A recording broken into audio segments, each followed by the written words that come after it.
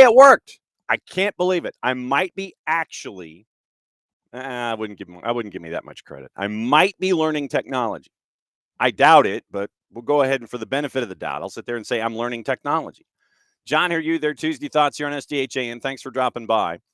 And it is a busy show. It's a busy week in general. And let me get through opening kickoff, which is basically setting the table for today, because our first guest, Tuesday's version of Ricky Henderson, unless he has a better leadoff hitter that we can think of. He's coming up in just a sec.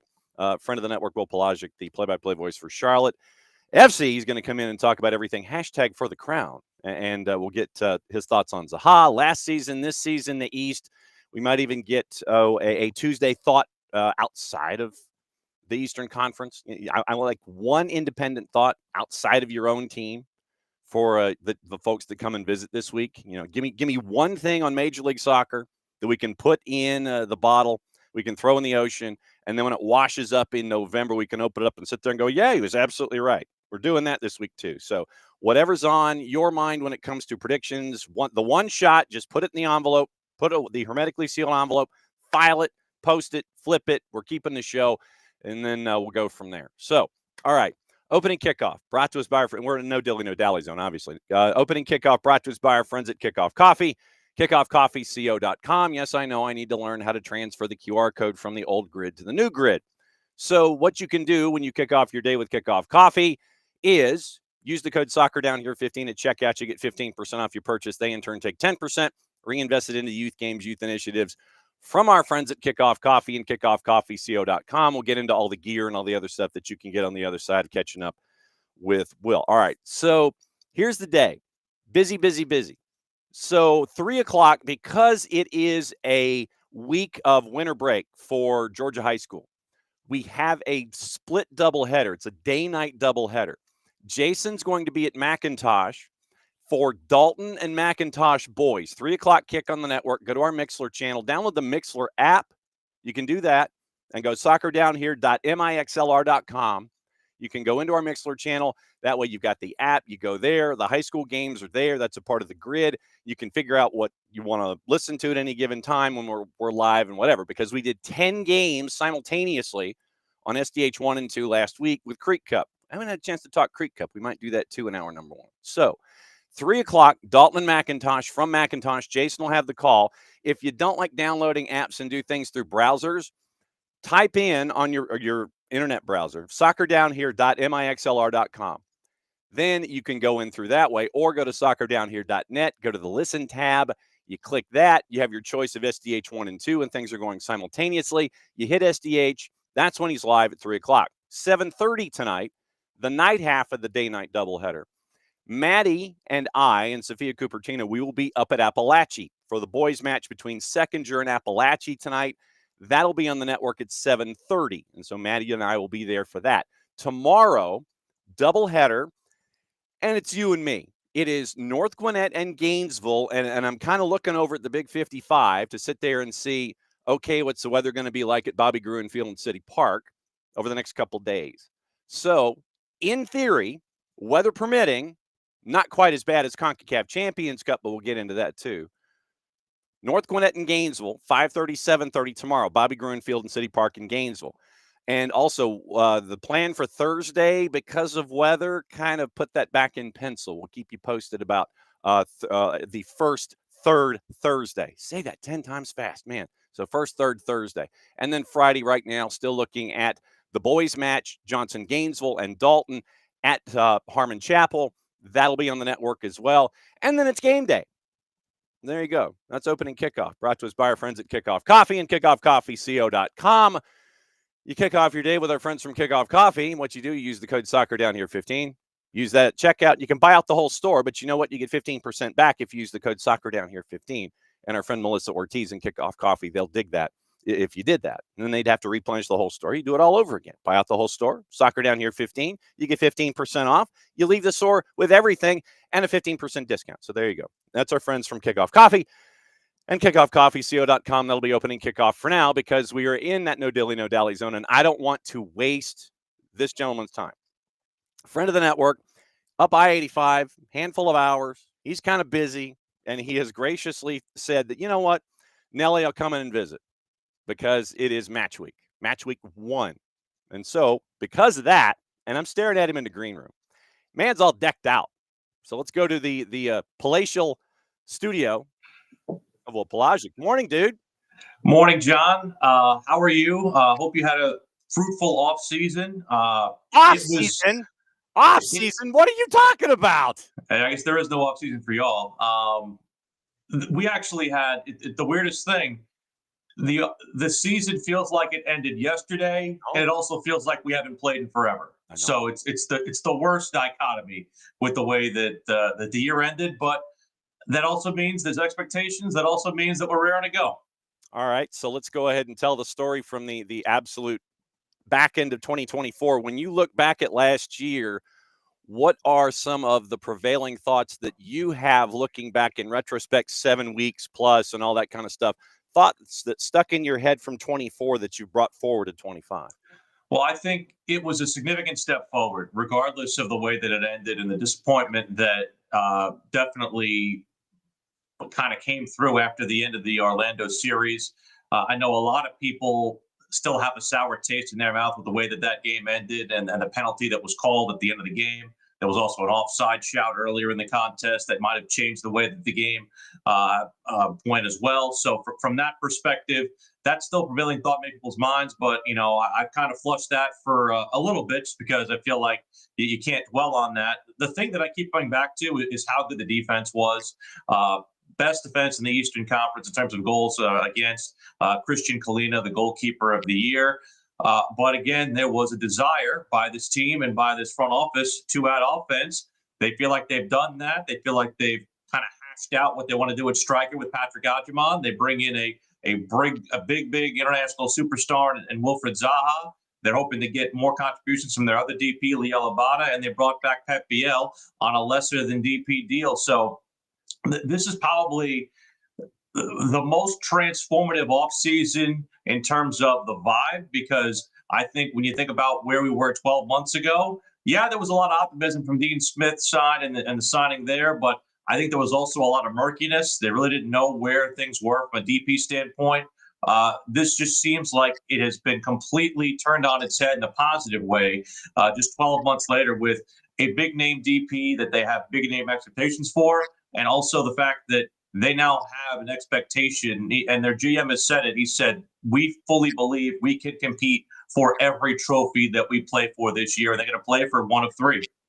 When the word just started to trickle out about Wilf Zaha, and full disclosure, as somebody who watched the Premier League and knew about what was how he was a part of the fabric of Crystal Palace and what he was when it came to European soccer. What was the initial thought pattern? How much recognition value did a Wilf Zaha have among the Charlotte fan base? And it's like, this is a big deal. So I have a funny story about that. So we did we had a little session with the Charlotte FC front office a couple weeks before Thanksgiving. Actually, no, check that. A couple weeks before Christmas, I should say. So this is late December, and just kind of going over, the off-season plan. And I said to someone in the front office, I said, look, is this club ready to bring in the kind of name that people will look at and say, holy crap, you got that guy? And not just somebody who is a significant name in soccer circles, but somebody who's like, oh yeah, that guy, we know who he is. And they all looked at me like I had just bugged their office. So I knew something was up. I didn't know who. I didn't get a name. I didn't get any advance notice or anything. And then about a week and a half later, that's when the first tricklings of the reporting, there was an unfamiliar European outlet that came out and said, hey, Wilfred Zaha is contemplating a move to MLS, and Charlotte is the name that's out there. And I thought that qualifies. That name qualifies. And I think you started to see the momentum with our fan base, and they really started to get behind it. Obviously, you had the Almiron stuff working kind of in concert with that. The club will tell you they wanted Zaha all the way, and that Almiron, I think they kind of reignited a lot of those talks that happened during the summer in case Zaha potentially did not work out. But once they felt that Zaha was committed to the plan, committed to the project. He actually had a meal, had a dinner with Dean Smith sometime in London during the off season, where they kind of talked things over and got Wilt's buy-in, so to speak. It really, I don't think there's anybody who's looked at this and said this is not something that they're excited about. I think it's the first signing that we've had. There's almost been universal approval on, because people are seeing what he did at Crystal Palace. There were some mitigating circumstances that got into his time at both Galatasaray and Lyon, and a lot of that was very much beyond his control.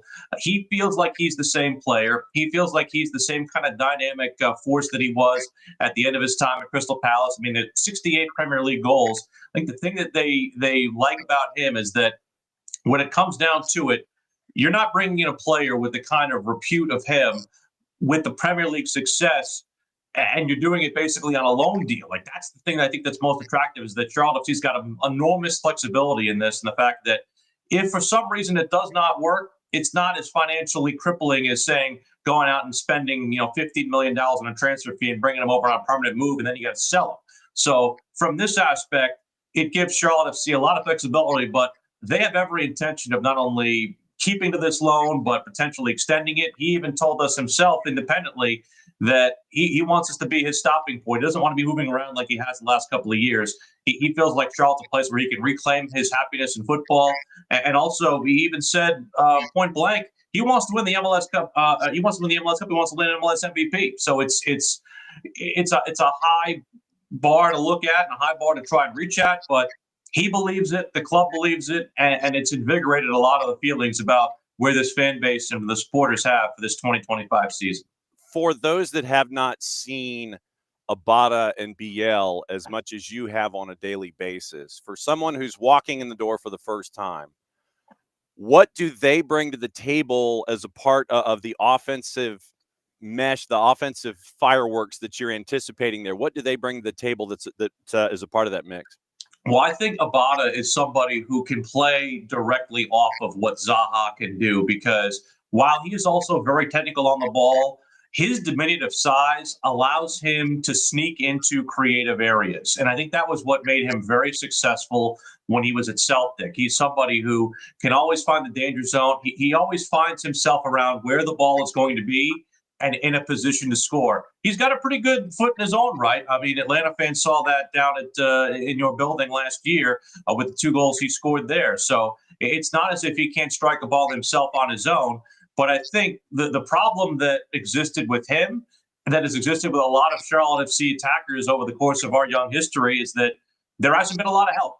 And I think now, when you combine the 4 combined characteristics of Adjeman, Zaha, Abada, and Pep Biel, they all intermingle and work, I think, dramatically well. Pep Biel is somebody who came to us at the end of last year on a DP deal.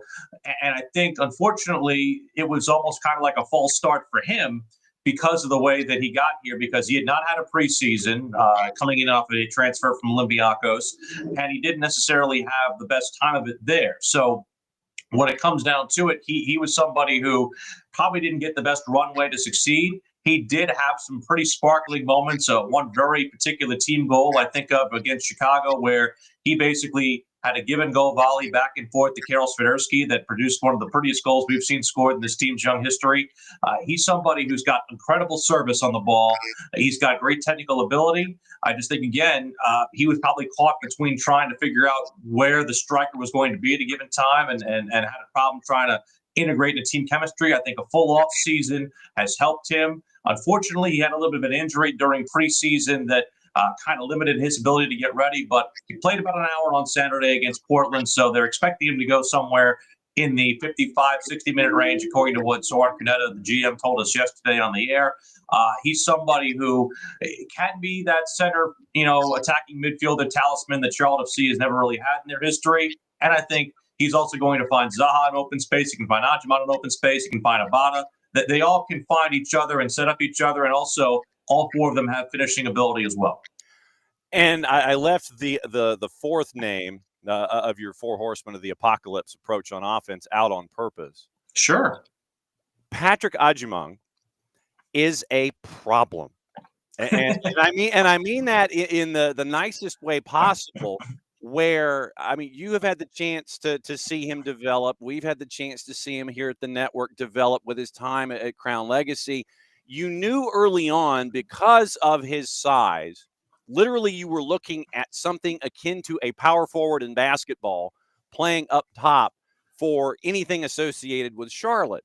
And we got the chance to see him internationally, finally get his cap and everything. What has it been like for you to see Patrick Ajimong develop into this 8-foot tall, 3-inch, 350-pound mass of humanity that is creating issues for defenses across Major League Soccer? Well, firstly, John, I will say Patrick Ajimong's glow up, as it were, has allowed us to see a lot of very nice deep dives done by the journalists who cover not only this program, but also cover soccer nationwide. And you go back and see just how under heralded a prospect that this guy was. I mean, he literally, walked on at a community college and tried to basically, it's a true rags to riches type story in terms of a guy who basically did not get a lot of attention as a youth, despite his size, and has really worked his way up into not only being a starting striker on an MLS team, but somebody who was the darling of the January camp of the U.S. men's national team. The biggest thing that I think we needed to see from him going into this year is the ability to score in different ways. And between his 2 appearances with the U.S. men's national team and some of the stuff we saw in preseason, he's starting to add to his toolbox, starting to add to his briefcase, because we always knew that one of his big moves was to dink a ball past a center back and beat him to the spot or win with his physicality and get a strike off in that fashion. Those were always going to be part of his DNA if he was going to be successful. Now we're starting to see the other parts of his repertoire. We're starting to see the header in open space. We're starting to see, the one-timer stuff. We're starting to see creating for other guys and drawing attention and finding the open man. We're also starting to see him get calls finally. That's the one thing that I felt like was the part of his game that I thought we were maybe never going to see, because it seemed like early on, nary an MLS referee was ever going to call a foul on Patrick Ajimong in the box for reasons that are unbeknownst to me. But now he drew a penalty literally in his first 5-6 minutes of the U.S. men's national team. It's like, oh my goodness, he got a call for the first time ever. So this is something that, again, you mentioned the word problem. That's what he is to MLS defenders. I think he's fortified by the fact that he now knows he's the guy. Charlotte sent Karol Swiderski back to Europe, which was his desire. And I think it's something now where he knows he's the guy. He knows he's the red pen circle guy on opposition squads. Now he's got to go and do it with all that attention on him. I expect a big year from him, because I feel like he now knows he's got the ability and he's got the support around him to have a very successful third season. It's hard to believe it's his third season. And we even called last year his almost half freshman, half sophomore campaign, because of how much time he split back and forth in his first year between Charlotte and Crown Legacy. There was one weekend in particular where he actually scored for Charlotte FC, and then the next day scored for Crown Legacy. And it's like, okay, that takes a very special type of player to be able to do that, to compartmentalize, and to know that you need something to happen for your own professional future to try and impress people in front of you. And he's done that at every step of the way for Charlotte, going all the way back to when they recognized him when he was up in New England. Well, Palaszczuk, Willie P. Style on the Twitters, the 280-character app, hanging out with us here to discuss everything hashtag for the Crown as we start our previews in earnest. As games count coming up this weekend. It's a big road trip for Charlotte as they head to Seattle, and we will wrap up our conversation with that. We're going to put that down there a little bit. Okay, we go from offense to defense. Is there anything that surprises you anymore about what Christian Kalina does in net, or is it just kind of like, well, yeah, I expected something like that? So the biggest thing that surprised me, John, is that he didn't think he made a show-stopping, high caliber save last year. My old partner Jessica Jarman, who and I know someone in the comments mentioned just departing. I'm so happy for her success and what she's got going on. I know that she had her new series show, her new appearance in series show debuted last night. really happy for her. But one of the things she said to him at the end of the year was, what's one save you could remember from a year ago? And he said, I really don't think I can think of one. I just think a lot of this happened in front of me. And that humility, that humbleness, is very oft seen out of goalkeepers, because I think a lot of times they'll be first to tell you, oh, like the first year, he had a point blank save against Joseph Martinez in Atlanta that I think a lot of Atlanta fans came to mind. And even Joseph at the time kind of gave him a smile and a wink and a nod and said, okay, good on you there, number one. So from that perspective, it's very, very cool to see how he has developed even from that, because he had to make a lot of show-stopping saves with the way the defense looked in the first two seasons. Unfortunately, the way that the defense looked under Miguel Angel Ramirez and Christian Latanzio left a lot of their defenders on islands having to defend 1v1s and him having to make show-stopping saves. It's become a lot easier for him in front of him because of the partnership between Adilson Milanda and Andrew Privet, the addition of Tim Ream, and somebody who I think is the most underrated right back in the league, and Nathan Byrne. I think those four help him out a lot. But the thing that he has also done very well with is when it comes to his communication. He was not a very big communicator when he first got to Charlotte FC. We didn't really feel him or hear him during a match. You hear him scream now. And I think that's something where he's taken a lot more charge. He's one of four, John, one of four of the OGs that are remaining from the opening day roster for Charlotte FC. And I think it's important to note that he kind of feels that and takes that as a pride point. He knows it's very important to him to see the success that they've had over the course of the first 3 years going into year four.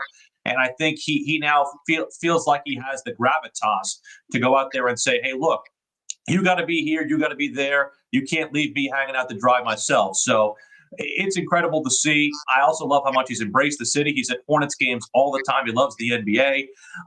He's even called Charlotte a mini Zagreb, which was his hometown in Croatia. So the fact that he's taken to the city as much as he has, and I couldn't have been happier for the fact that he was recognized to win MLS Goalkeeper of the Year, because it was a true testament and almost kind of a building block of what he wanted to do when he first got here, and almost kind of a culmination of 3 years of very hard work that finally gets its recognition. One more question on the defense, and it's about that right-hand side with Milanda and Byrne. How many teams, I guess last season, tried to continue to go toward that bear trap and learned a hard lesson? And how many teams started to work their attack down the right-hand side to stay away from those two on your defensive right, the attacking left? It was incredibly prevalent late in the season, especially when, and this was always kind of the weird part of the latter part of the season for Charlotte, because I felt like while they were trying to, they built up a lot of cushion in the table with the way that they started the year. Kind of took a little bit of a dip there in the middle, and also near the 2/3 part of the season when they were trying to figure out who their best 11 was after the addition of Tim Ream. And then when they ended up settling down on that Tim Ream at the left back position, which is, again, is more of a left back on the offensive end, 3-back when it comes to the way they play defensively. It's very different, but I also think when it comes down to it, a lot of people try to test Tim Ream and his speed. A lot of people found out you probably can't do that when you have the kind of support that he has with Andrew Privet behind him. And it really felt like very much a lockdown type thing. The only team that was able really to solve it was Orlando. And it's because Orlando plays a kind of style where they have a probably better ability than any team that we've seen to sneak guys in behind defenders. And it really forces you to be assignment correct on the weekend. And that's the part of it that I think Charlotte FC will look at and say, we now have learned that lesson on multiple occasions, and we now know how it looks, at least on film. But like you said, that right side, Nathan Byrne, most things that he does now is run down that right side as a free runner when it comes to the way that they've played here the last little bit of the season.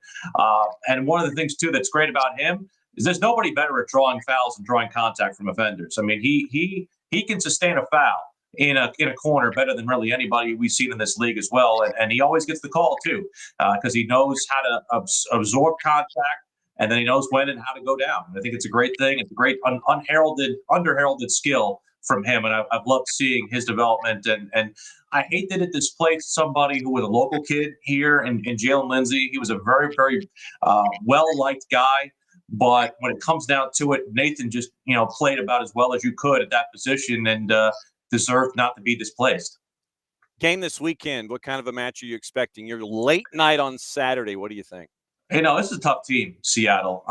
I know that they've lost some pieces, and I know that they've got CONCACAF tomorrow night. So from that perspective, that maybe gives a little bit of a feather in Charlotte's cap, because not only do they have CONCACAF, but they have to travel to Guatemala. So that's never easy. You never want to talk about having to do rotation early on in an early season match, but this is a tough team, and Charlotte's not necessarily had the most success going out west. I almost kind of wondered after going to Coachella, maybe they would stay out there and do that, particularly with the weather that we have coming back east as well. But it's going to be very intriguing. I think this 4-game stretch for Charlotte FC overall, it's the most ambitious stretch to start a season that they've ever had, because you've got the 2 conference finalists from a year ago that did not make the final in Seattle and Atlanta. You've got Miami on the road, and then you've got Cincinnati at home. Those top 4, and then after that, a San Jose team that is a much, much different team than the team that finished near the cellar in the Western Conference a year ago. Brand new renewed squad under Bruce Arena, where they've actually spent some money for a change. So from that perspective, this is a very, very tough start of the season for a 5-game stretch. But I think the one thing that Dean has said is that we want to rid ourselves of the narrative that we can't win on the road, we can't win away from home. They were a lot better away from home as they went throughout the season a year ago. I expect them to be up to the challenge. And the biggest part about it is they got to score goals. They got to see the ball go in the back of the net from a confidence standpoint, because it could get very hairy quickly if you're in this 5-game stretch and you're not scoring. And a lot of the same murmurs and things that were said about last season start to creep up, in that, we're getting our chances, but we're not taking them. These things have to end up changing. This has to change right away for them. Seattle is very, very steady defense, just like Charlotte is. These are the 2 top defenses from a year ago in the league. I don't expect a high-scoring game. I expect both to be at a premium, but from Charlotte's perspective, I'm hoping that they at least have solved the woes from a year ago. Cut the promo for me. How can folks continue to listen to you when you're not here on the show? So we are on WFNZ 92.7 FM here in Charlotte, across the Charlotte FC Radio Network. We also have an app that goes along with that station for when we are not able to be listened to via the terrestrial radio for you guys. I mentioned Jess's departure. We're going to new partner this year, Anna Whitty, who was also kind of a freelance member of the soccer media across not only USL, but NWSL. So excited to start year 4 with her. And she's coming in as a Charlotte native. Carrie is actually where she was born, just west of Raleigh, and she lives here in the area. So very excited to have her on the air. And we're just excited to get it going. Like I said before, the offseason felt long and short all at the same time, but we're itching and raring to go. No doubt about it. The 4th has held up the sign, and we've gone well past it. As always, my friend, it's great to see you. Can't wait for the season to start, and definitely can't wait to see you in person. And I know that a lot of folks from SDH are going to be working their way up your way coming up in a couple of weeks. As always, my friend, great to see you. Be safe, stay warm, and we'll catch up with you soon. Don't be a stranger. Always a pleasure, John. Thank you. There goes Will Palaszczuk, play-by-play voice of Charlotte FC. And he puts up with a lot of my questions like nobody's business. It's like, Nelson, where did you come up with that question? And he just keeps on rolling with it. But no, it's great to see at Willie P Style, Willie IEP Style on the 280-character app. And if you want to keep an ear out for everything going on in Charlotte, you do it through WFNZ, you do it through Willie P Style. And it's great to catch up with him. All right, so here's the rundown of the week so far. Like I said, we put out the bat signal on another couple of folks. So tomorrow, once again, it is the Atlanta United Coeducational Information Exchange Program. Tyler Pilgrim from Scarves and Spikes is going to drop by. He'll do so at 9:15. Matt Cairns, the Grand Exalted Poobah for soccer operations for Huntsville City on the playing side, he's going to be dropping by for Huntsville City Football Club. We get the education on them as they have their last 2 preseason matches coming up on the 24th and the 1st. And then USL season. So MLS Next Pro starts early March. And so this is our chance to catch up and kind of do the MLS Next Pro previews as well. And we'll duck back in and catch up with Chris Nugent and Chattanooga FC before MLS Next Pro starts. Probably go back and catch up with Carolina Core and get the education there as well.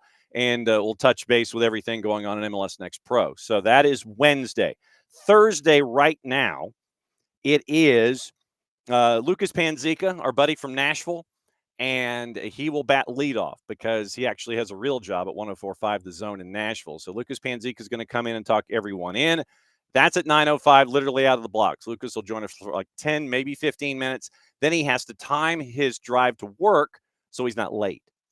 And that's in addition to the Power Hour with Nino and Nico, 10 and 10:35, last half hour of the show. So Nino Torres, our buddy from Gold TV, he'll go around the world in 30 minutes. And then Nico Moreno is going to join us, and he will break everything down in the West. He's up early this morning, and according to sources, Nico is saying that, speaking of Nico Ladero has now signed a contract with the Houston Dynamo through this year. So a calendar year deal, according to Nico Moreno. Nico Ladero now in Houston, or heading to Houston. Nothing official, I believe, from the team. Orlando City, the purple team, has exercised a buyout option to free Ladero's, and this is from Nico, corresponding salary from their budget space. Therefore, the Dynamo would only pay slightly above league veteran min. So that's where things are involving the cast of folks that come and join us every week. Friday, Jason's going to join us at 10:30 to break down everything Atlanta United. And Lord knows where we're going to go in the last 35 minutes of the show on the week. So we'll talk Atlanta United, we'll talk stuff, all the official things, and we'll do that at 10:30. The rest of the show, see if our friends from Beyond Goals Mentoring can join us at 9:30. The 10 o'clock hour is prepping you for the weekend, getting ready for everything, and getting you prepped for match week 1 in Major League Soccer. Like I said, everybody was thinking, 7 weeks. What are you going to do for 7 weeks? Well, we had plenty to do for 7 weeks. It wasn't just transactions, wasn't just, the basics. We had a lot to talk about. Still have a lot to talk about. But match week 1 coming up on Saturday night. I'm looking forward to seeing everybody. So it's going to be a busy time for a lot of us, you included. So great to see all of you, and that's kind of the lowdown of everything that we have so far. All right, so here is the latest thoughts from our buddy Cesar Luis Merlo. Speaking of things that might be going down, according to Cesar Luis Merlo, and it appears that they are in the business of possibly bringing in Baltazar Rodriguez from Racing to go and be a part of Messi and Friends. And apparently the two teams are in negotiation. They have until March 12 to figure out what the idea will be and if they can secure this deal for Baltazar Rodriguez. So for those that may not know about Baltazar Rodriguez and Racing, here's the let me see if I can break down the deal for you. So very advanced negotiations to sign Baltazar Rodriguez. Talks in the final stages regarding a 1-year loan, obligation to buy if he plays 2/3 of the matches. So if you're looking at like 13 or 14, say if he plays in 14 matches, obligation to buy.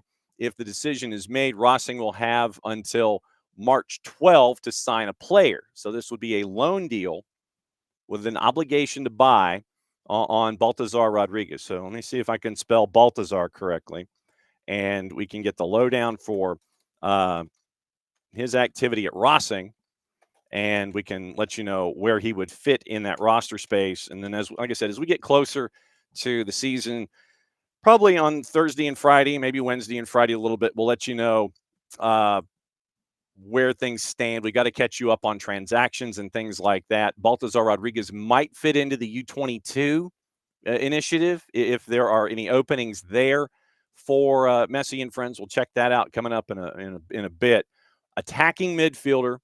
Right now, he plays for the U23s for Argentina, and it is, I don't want notifications. So midfielder, attacking mid. He spends most of his time as an attacking midfielder, though he has played the right side of the midfield and a right winger.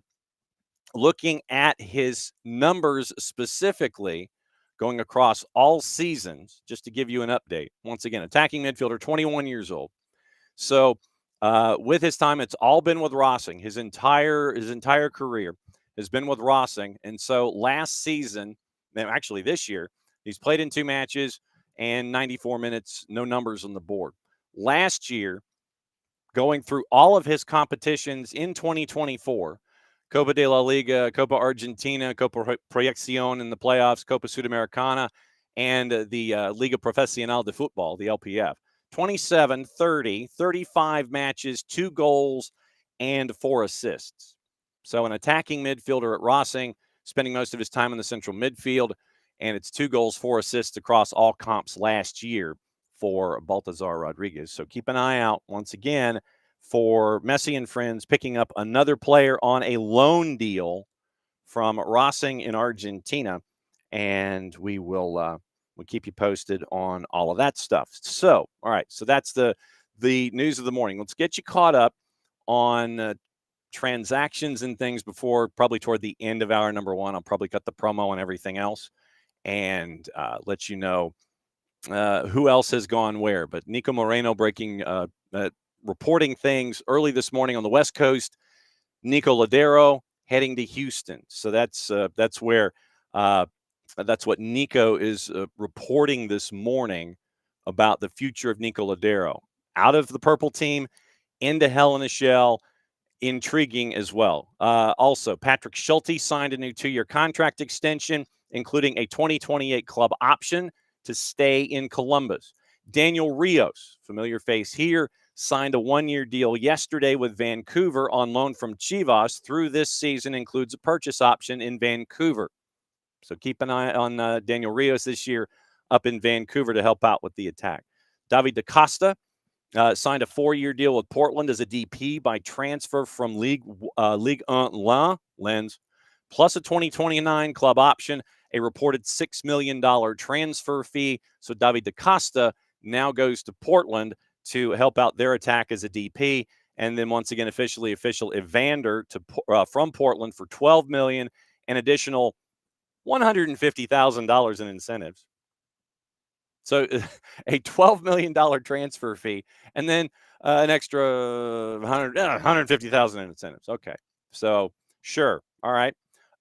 Going down the line, obviously, we're going to talk to Nico about Josh Atencio going from Seattle to Colorado, and find out if that was just something when it came to. And Nico mentioned yesterday on his 280 character account that it was a good deal for everybody involved. We'll get into those details. But Josh Atencio goes from Seattle to Colorado, and it was a trade for $1.3 million in GAM split between 2 years and another $300,000 conditional GAM.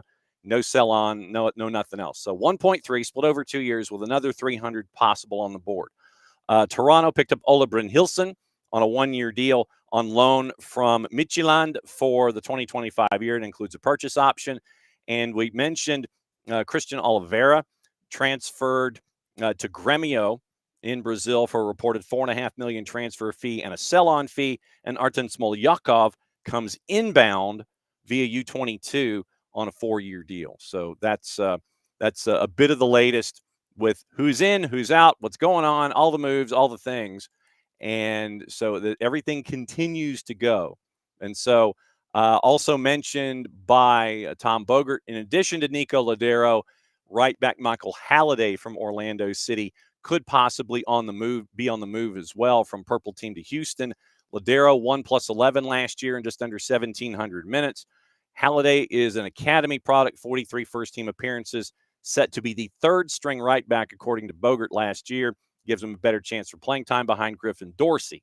So you have all of that going on. LAFC continues to try and look for folks, finalizing a deal for Turkish international winger Cengiz Ünder on loan from Fenerbahce. Deal would be a loan until the summer, includes a purchase option, 51 caps for the Turkish national team, signed by Fenerbahce in the summer of 23 for north of $15 million. 9 goals, 3 assists, 1,000 minutes last year, 9 appearances across all comps. Smolyakov, by the way, is a Ukrainian defender, and he plays in the Ukrainian Premier League side at Palaszczuk Zhytomyr. Say that 10 times fast. Spell it, and I'll give you a couple bucks without looking. signed a contract through 28, 75 career appearances for Ukraine, 11 times for the U21s. Mikhail looks like he might be heading to Brazil. Palmeiras is interested in signing the center back, joining Houston from Atletico Mineiro in 22, 57 appearances for Mikhail. So Mikhail might be heading to Palmeiras. Chicago has waived and bought out defender Arnaud Soquet last 2 seasons in Chicago after bringing him in from Montpellier. And we had mentioned David DaCosta from around $6 million, and Evander landing in Cincinnati for the 12. But yeah, the 150,000 extra for a bonus. So that was sure, why not? Why not? And Philadelphia apparently are signing Bruno Damiani from Nacional, club record deal, to bring him in for a fee north of $3 million, 14 goals, 8 assists in 60 appearances in the first division. And Houston also signed Junior Urso. So you've got that, and Emmanuel Sabi signing with Vancouver. Brandon Cervania goes to DC United. San Diego signed Willie Comado from Lyngby Bold Club for 26 and possibly 27 and 28. Lucas Sanabria from Uruguay's Nacional to LAG, and Omar Gonzalez to Chicago through 25 with an option for 26. He's 36 years old. And last time we saw him, I want to say it was with the Revs, and Atlanta did not have a whole lot of problems running in and around Omar Gonzalez, but Chicago feels compelled to sign Omar Gonzalez. Greg Berhalter does, so 25 and possibly 26 for Omar Gonzalez. Dallas looks like they might be signing center back, finding a deal to sign to Ozaji Urquide. I think that was signed for Amiens. So that's your names and your Scrabble reports for today, with everybody inbound, outbound, and so on. Also, let me go through the rest of the promos, and then we'll say hi to everybody and get ready for hour number 2, because we got weather to talk about. We got CONCACAF to talk about. We got Champions League to talk about. We've got predictions and things to talk about. Once again, I need your one separate thought. Could be Atlanta United. Think outside of Atlanta United. Could be in the East or something like that. Give me a thought. Put it in a piece of paper. Jam it in a bottle. Close the bottle. Throw it in the ocean. That's what we're going to do. We're going to do that all week. So if you can't think of anything today, put your thinking cap on. And once again, by the end of the week, I want everybody to have had their note in a bottle thrown into the ocean. That's what we're doing. That's what you're thinking right now. So, all right, rest of the things. Don't forget, once again, that you can pick up your first ever SDH jersey. You can do that through our friends at Olive & York. It is the Navy jersey, thanks to our friends at Kaiser Permanente, Beyond Goals Mentoring, Soccer for Good. You can grab that, and what you do is you get to help out folks with our Soccer for Good causes in 2025. And you can pick that up at Olive & York. You can get it personalized either with white letters and numerals or a Carolina blue on a Navy jersey. You can do that at Olive & York. Also, you can go to Grady Baby and Grady Baby Co. If I say that too fast, I get completely and totally tongue-tied. So Grady Baby and Grady Baby Co. What you can do there, soccer's just better in Atlanta gear that you see us all wearing. That can be in red or black, and it's the gold lettering across the board. You can get T-shirt or sweatshirt. And the collaboration with our friends at Grady Baby and Grady Baby Co. helps out middle school soccer programs tied to Atlanta Public Schools. So very, very cool stuff there from our friends at Grady Baby and Grady Baby Co. Also, our friends at the Marshall Islands, they are having another futsal tournament on the island. If you follow their technical director, Lloyd Hours, on the 280-character app, he is back on the island. I think it was a 26-hour flight. I mean, it was sections. It wasn't like, they're circumnavigating the globe and then he lands. But it was a couple different connections. And he's there. And if you follow them on their 280-character app and all of their social media, he's back on the island. They have another futsal tournament, and they're starting to have other futsal tournaments against other nations in Oceania. So it continues to grow there. Thanks to everybody who's bought the bucket hat so far. Thanks to everybody who has bought the home jerseys. The 2030 no home jersey is out. You get all the Marshall Island stuff. But once again, the scarves come from us. You can pick them up. I've got, I think, 17 on the other side of this door. So you can help out the Marshall Islands and their soccer project by picking up your Marshall Island scarf that is on the other side of this door to my right. And then you can help them out as well. And it's been really cool to see that program continue to grow the way that it has as they try to be recognized in Oceania by FIFA and try and piece together things for 2030 and beyond. So, once again, thanks to our friends at the Marshall Islands for letting us help out the way that they are. And it's been really cool to be able to help out in a very small way, but at the same time, see soccer for good on a global scale. And it's a deeper message as well. And so, once again, thanks to them for letting us help. And thanks to all of you who have been willing to help in the ways of buying the gear and showing support for the program. So that is our friends at the Marshall Islands. That is Olive in York. And that is also our friends with Kickoff Coffee and Grady Baby and Grady Baby Co. If you have not so far signed up to be a Fanatico, $10 a year, and you can go through the Chant app, and there's also there's also a URL address, but go through the Chant app, sign up through that at SDH. $10 a year to be a Fanatico. You see it in the open when it rolls. Then what you get are discounts to a lot of cool places. And in turn, once again, you're helping us continue to grow and help out our causes and things that we have earmarked in 2025. So go to download the Chant app. And then what you can do is help folks out that way by becoming a Fanatico here at SDH. You get like messages and things. And once you when you also become a Fanatico, you get Morning Espresso in your mail. So Jason has the Morning Espresso newsletter, but that goes to you as a Fanatico. Then also Jason has Morning Espresso in audio and video form, but he also has the daily newsletter. You get that as a Fanatico. So go to Chant, download the Chant app, like chant, CHANT, like woo, woo, woo, chanting.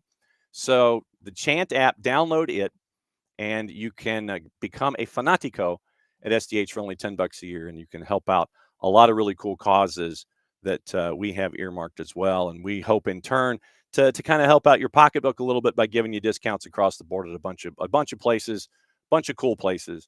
And to be a Fanatico, go to Chant, go to the Soccer Down Here section in the Chant app, and then you can help out in there. Okay. Time to say hi to everybody. Let me go back and say hi to everybody and get caught up. Harry, by the way, Harry dialed in even before 9 Eastern. I mean, Harry was ready to go.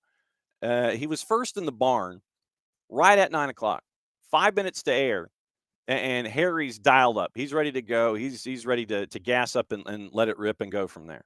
So very, very cool that Harry was in the starters blocks before everybody else. Morning, Alex. Morning, Ricky. Morning, Ropes. And we got season predictions from MLS Soccer. So we can get into that and to see what they feel.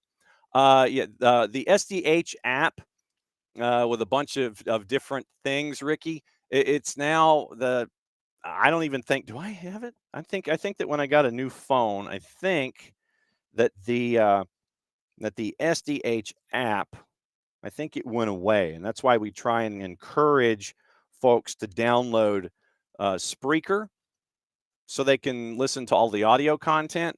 And now with you download Spreaker, and now that you can download the app for all of the live stuff that we do over at Mixlr. So it's MIXLR, the Mixlr app. Let me do the quick promo here, and I'll type it here in the timeline. So you go to the Mixlr app, and then what you can do, you download Mixlr, and you follow SDH, and you follow SDH2. So whenever there is an event going on that's live, like tonight and this afternoon, with both McIntosh and Dalton and with Seckinger and Appalachia, you get notifications. Hey, they're live. And then you can listen to what's going on. So download the Mixlr app for all of our live content. The Spreaker app, and then set your notifications, follow SDH there. That's for the taped content. So taped content, like when SDH is done, when SDH AM is done, and then we send it to Spreaker, and it goes out all over the planet on all your favorite podcatchers. That head end is Spreaker. That's like that's the point of the attack. Spreaker is our striker. And so we send all of the audio content to Spreaker. And so then it goes out everywhere else. But you download the Spreaker app, set your notifications for SDH. When something goes in the library, like the morning show, and I'll chop up Willie P's interview and I'll put that in there separately, in addition to the full morning show. Any guest gets their own separate standalone.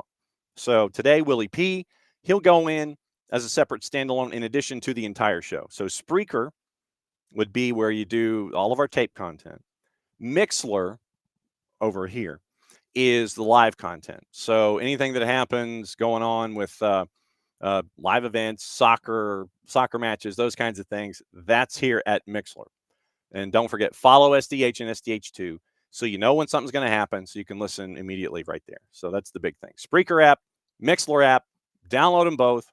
Tape content's on Spreaker, live content is on Mixler, and that's how we get all the things out to you when you're not hanging out with us here in the morning. Okay, I hope I explained that well. I hope I did.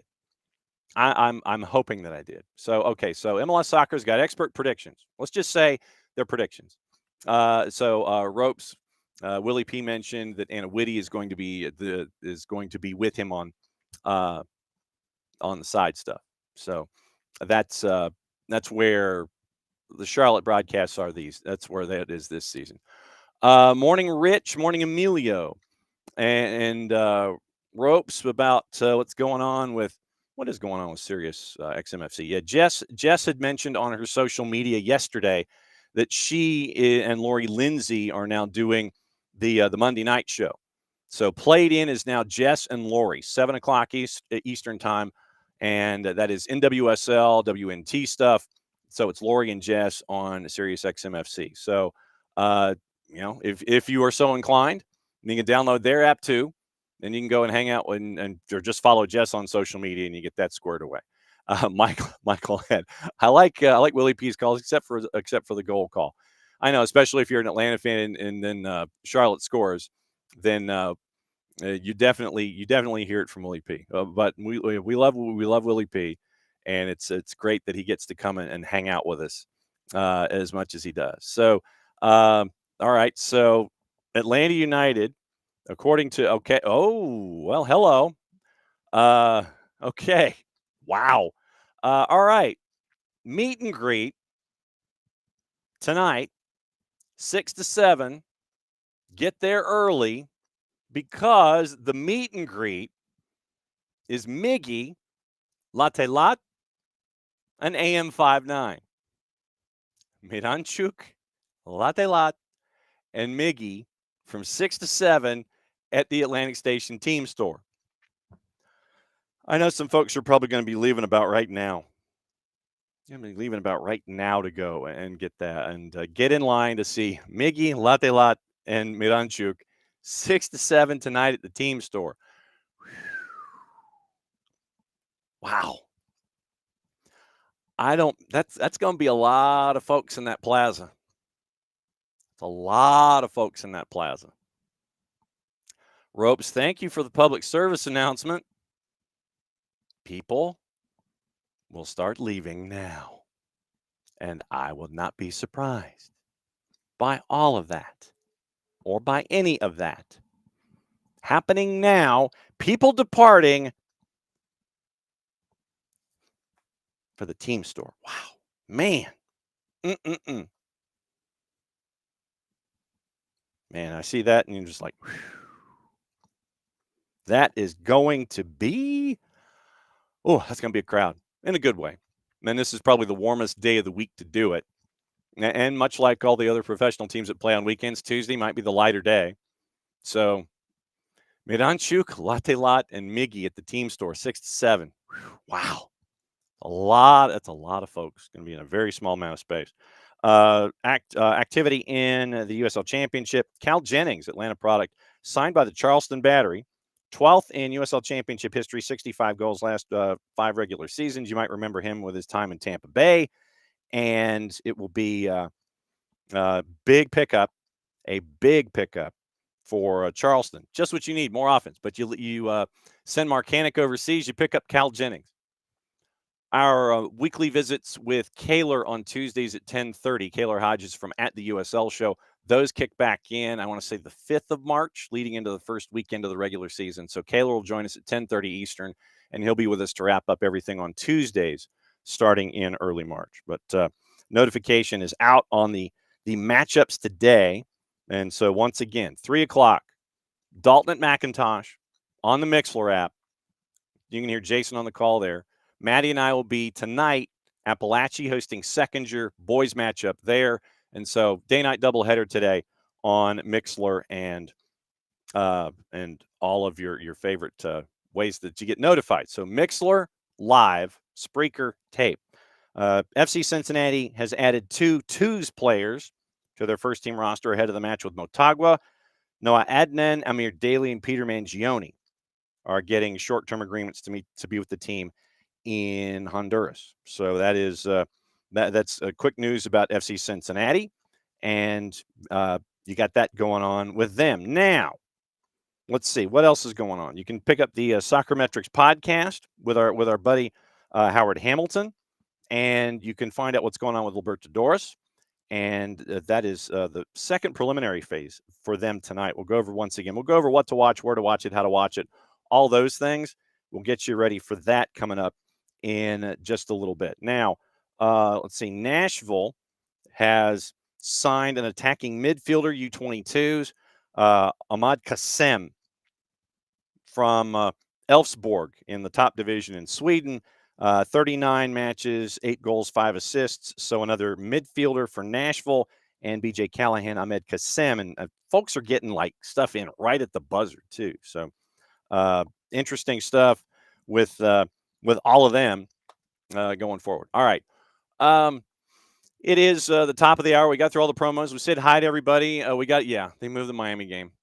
Morning, David, and morning, Ricky. So, yeah, they moved the Miami game, and they moved it a day. And so tonight in CONCACAF only, it is, and we'll compare the temperatures again. On the Big 55, just to give you an idea, they're talking about Winter Storm Kingston. And they have one of the channel that does the weather, has one of their meteorologists, not Jim Cantori, but they have one of their meteorologists in Springfield, Missouri. And the model, and this is why we're keeping an eye on all of the activity that is going on with that, has to do directly with our matches tomorrow with North Gwinnett and Gainesville. Because as I'm staring at the weather off of my left shoulder, it appears through Thursday morning there won't be ice. But right now in Springfield, Missouri, there is official snow. But speaking of that, in the CONCACAF Hemispheric Extravaganza, CONCACAF announced, and Ricky alluded to this in the Twitch pitch, that CONCACAF has decided that the first leg match between Sporting and Messi and Friends has been rescheduled due to adverse weather conditions expected to impact the Kansas City metropolitan area in the next 24 hours, including significant snow accumulation. Right now, it is slated to take place tomorrow night with kickoff scheduled for 8 o'clock Eastern. So let's just go ahead and go down. Let's go down this rabbit hole for a second. Let's walk through it, as we say. So Kansas City, Missouri. Today, they're in a winter storm warning, and the temperature right now is 0. The high is anticipated to be 7, with the temperature this evening set to be -1. -1. So, and the field was going to be heated to 50 degrees, but obviously, like we've seen in the American football postseason, it can get cold there at Jihad Stadium in Arrowhead. And so snow is likely going on right now. So if we continue to go forward, apparently today's forecast, the afternoon high is set to be about 14. 10 tonight, overnight, -1. So then looking at the next 48 hours. So Tuesday being what Tuesday is, Wednesday, the only real difference is that it ain't snowing. It is still blank and cold. So the choice was, and I mean, and travel and all those kinds of things, and I get it. But tomorrow, just to give you an example, at 8 o'clock tomorrow night, the temperature in mostly clear conditions, according to the channel that does the weather, conditions are supposed to be 5 degrees. So literally, it is going to be colder tomorrow, the same time of day, just not snowing. And they'll be playing this match in colder conditions without snow. But that's what CONCACAF right now has scheduled to do. They have pushed the match that was supposed to be tonight with snow, winter storm warnings, all that stuff. And like I said, I get it. But just for comparison's sake, tomorrow, and you got to get these matches in. You got to get them in. Tomorrow, 5 degrees at kick. Mostly clear. Winds north-northwest, 6 miles an hour. 5 degrees. So that's tomorrow, not today. And Ricky is asking about LAFC, and I thought LAFC had to do I thought it was a let's see if I could spell. So LAFC. So if I do a search, LAFC, snow, and CONCACAF, I believe, Ricky, you are correct. And it was, when was it? You had the RSL LAFC match in March of 24. March of 24, and Steve Cherundolo. It was RSL won. RSL won the match 3-0, and it was an MLS match. March 3rd of last year, and Cherundolo said it was an absolute disgrace playing. He says it was not difficult conditions, impossible conditions, an absolute joke that we had to play today. So it was an MLS match with LAFC and RSL. That was last year. And it was an orange ball situation. And if I'm not mistaken, Chicho Arango went nuts in this one. Kickoff originally scheduled for 2, postponed for 2 hours due to high winds. Match got underway for 4 minutes, postponed again another hour due to lightning. So you had, I guess, thunder snow. And then near freezing temperatures brought on by one of Utah's strongest winter storms of the year. Oh, Andres Gomez had the first 2. And then Chicho Arango got the third. So RSL got the win 3-0 last year in snow in MLS play against LAFC. So snow game last year, and there have been a lot of other instances. Yes, Derek, soccer weather, indeed. And good morning. So, Ricky, welcome to America, where South Florida weather is only in South Florida. Yes, that's why they call it South Florida weather. And then Michael, real world example of how he's not sure a fall to spring calendar would work for Major League Soccer, because you need to have instances like you had there. So it's kind of pick your poison. You want at the beginning of the year, have all your northern teams play south to start, and then whatever happens. Then you go fall to spring, and it ends up in the meat of the calendar toward the end of it all in your Clausura section, and it could impact more games. So that's where CONCACAF is currently involving the matchup that was supposed to be today. As a comparison, Colorado is going to play LAFC. So why don't we look up Commerce City, Colorado? So Commerce City, Colorado tonight, and I think the front has passed, actually. It's past the Rockies, and it's past Springfield, and so that's what we see on the channel that does weather. So today, Commerce City, Colorado. Tonight, cloudy conditions at Dick's Sporting Goods Park, and a temperature of 9 degrees at 8 o'clock Eastern. So today might be a precursor in Commerce City, suburban Denver. Then we will see tomorrow in Kansas City with all the snow drifts that are piled up on the side and everything. I still can't wait to see how Peter Vermes is going to be responding to the play on the field, and then angry and cold Peter Vermes. I can't wait to see that. Can't wait to see what they're wearing. I mean, is he going to wear like the big puffy thing with the hood or the fur lining or whatever? I can't wait to see what the players are going to wear. I can't wait to see what the coaches are going to wear on the sidelines. Is it going to be the hats where you get the snow drift build up, or is it going to be like the big hood with the fur lining? But no, just the game tomorrow now with Messi and friends in Sporting Kansas City. I just have this vision of a surly, miserable, angry Peter Vermes standing on the sidelines wearing a big puffy coat with a hood. So it'll be fun to just from that standpoint to see what it's going to look like. But tonight in Commerce City as a comparison study, 9 degrees at 8 o'clock Eastern. And then drifting down, and then by the time the match is done, it'll be about 6 degrees. And as the game goes, the precipitation numbers increase to 15% possibility, and the wind out of the northeast at 9.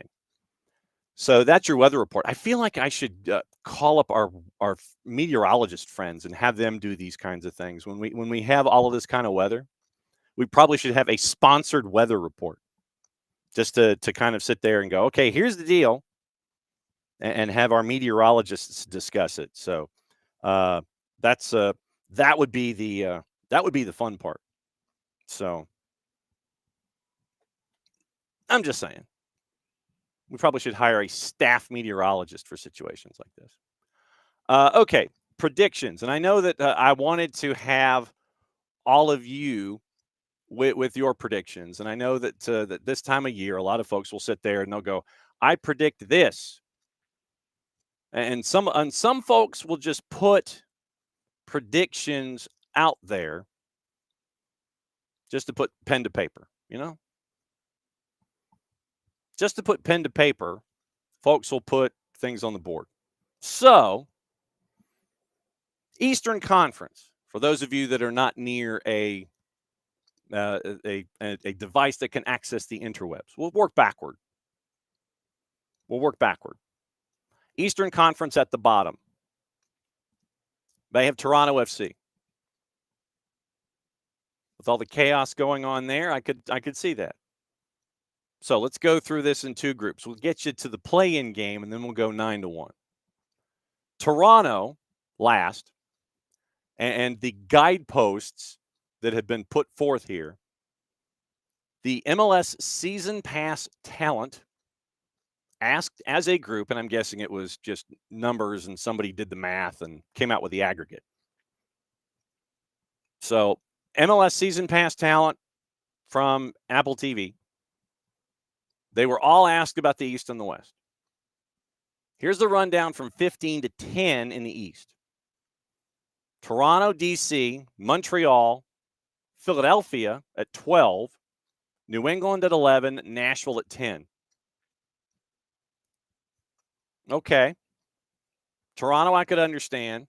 DC, I could understand, considering that DC is in such a bind financially that using half of Ricky Ricardo's line, Atlanta got Mateus Click for a pack of smokes and maybe some pork rinds and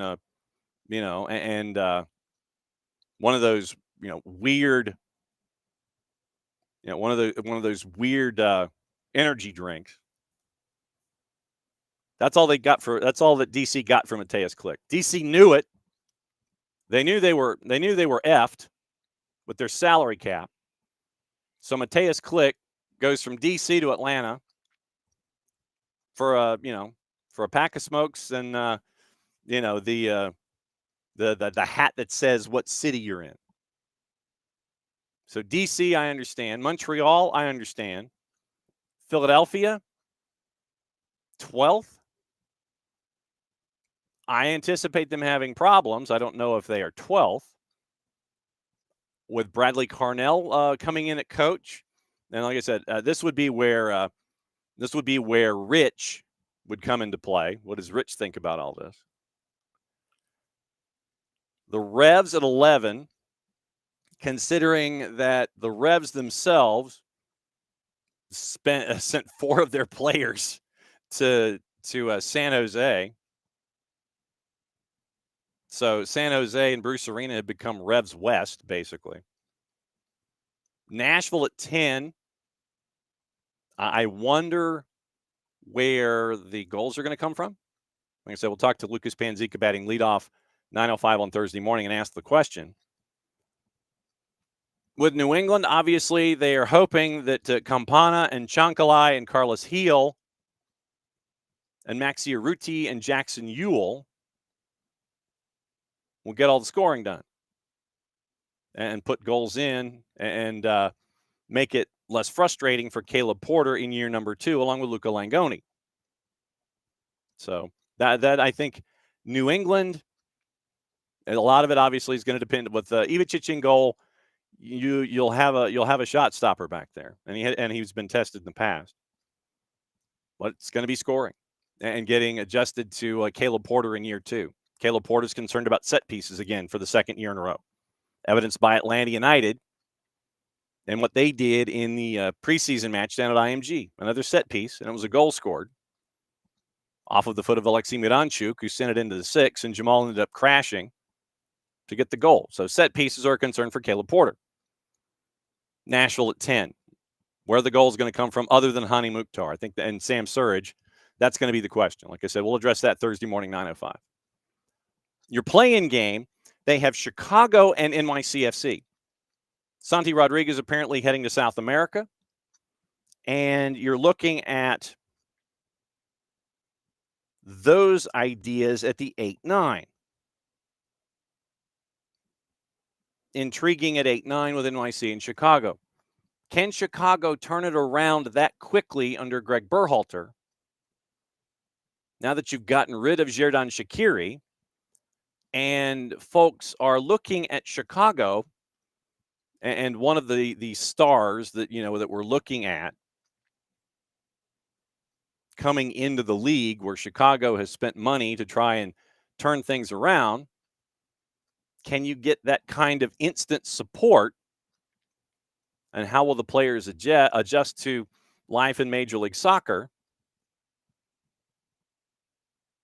with a guy like Jonathan Bamba as a DP? Kuipers, Koutsias, Haile Selassie, and you've got 2 DPs in Kuipers and Bamba. I know there's a heavy expectation on Jonathan Bamba this year. But once again, with Chicago, you look at the senior roster: Kellen Acosta, Tom Barlow, Kuipers, Jack Elliott, Chase Gasper, Andrew Gutman, Selassie, Koutsias, Chris Mueller, who we know from the purple team, Mauricio Pineda, and Carlos Terán at the back. You've got Johnny Dean. It was a sneaky pickup. I think he can be a solid MLS player. Omar Gonzalez, to me, I don't know if he starts. 36 years old as a depth piece. David Paraba, coming up from MLS Next Pro, proved he could score there. Can he score at the next level? And then you have Kuipers and Koutsias for your international spots. Your DPs, Bamba and Kuipers, a couple of U22s that are still there. With Chicago, okay, I mean, I could see 9 if they score the goals that they're anticipating. The 8-9 would be NYC and Chicago. NYC's lost a lot. And if you lose Santi Rodriguez, you're losing even more. What do you do with that money to replace a player? And that's the larger question. So, 7, they have Red Bulls. 6, they have Charlotte. And this is the composite from all of the talent at MLS Season Pass. Charlotte's at 6. Orlando City is at 5. And you see where this is building. Crew is at 4. FC Cincinnati's at 3. They've got Atlanta at 2. And Messi and friends at 1. So that is where the MLS season pass talent view the Eastern Conference. 10 through 15, I understand. I still have some maneuverability issues and questions to look at. Toronto, I could understand. DC, I understand. CF Montreal, I understand. That group of 3 at the bottom, sure. Philadelphia, how will Damiani help? Let's look at Philly, and and this might be something where Rich has to listen and help us out in the background later on. So Philadelphia, Bradley Carnell, and it might even be more of a slog than it has been in the past. TAM player and Ty Barabo, Alejandro Bedoya is back. Blake is back, and that will keep you in a lot of games. Jesus Bueno, Gazdag, Glesnes, Stanley Jean-Jacques, Oletu Makanya is a U22. And remember, Philadelphia has taken the U22 option when it came to their roster construction, not the 3-3. Mbaizo, Quinn Sullivan, Ua, and Wagner. Supplementals, Nathan Harriel's a part of that. Jeremy Raffanello, who we know from Union 2, is a part of that. There's a lot of homegrowns here. 5 of homegrowns in their supplemental spots. Olney, Pierre Raffanello, Andrew Rick, Kevin Sullivan. All homegrowns, and they're in the supplemental spots. International roster spots, Barabo, Bueno, Jean-Jacques, Makanya, and Semla. DPs, Gazdag and Ua. And a team salary budget of just under $6 million. Right now, that's their budget. Just under $6 million. Team salary budget, just under $6 million. They've used both DPs. They have 1 U22 initiative spot, so they have 3 that are open. So Philadelphia, for me, they're a question. Alejandro Bedoya is 402 years old. I think he's 36. But let me look it up real quick. I know that in some circles he could be 402. So Alejandro Bedoya back for another year. And he is 37. And he will turn 38 in late April. I don't anticipate him starting. 244 appearances for the Union, 24 goals. I don't anticipate him starting every day. But anything is possible. But yes, he's 402 years old.